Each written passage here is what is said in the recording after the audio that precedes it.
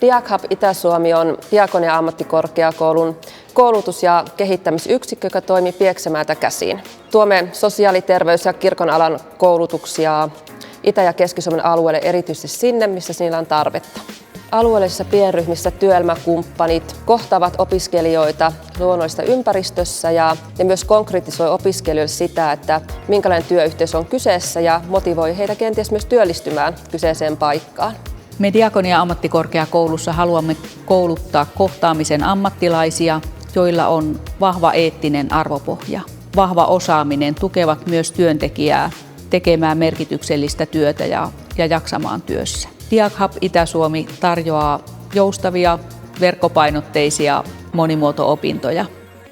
Diakonissan työ seurakunnassa on tosi monipuolista. On eri kohderyhmiä, joiden kanssa me työskennellään. Yleensä heillä on kriisi, jonkinlainen kriisi tai huoli, ja sitten me ollaan siinä heidän kanssa, kuunnellaan heitä ja tuodaan toivoa. Siinä korostuu minun mielestä se, missä diakonian kuuluu olla, että me autetaan niitä, joita kukaan muu ei auta.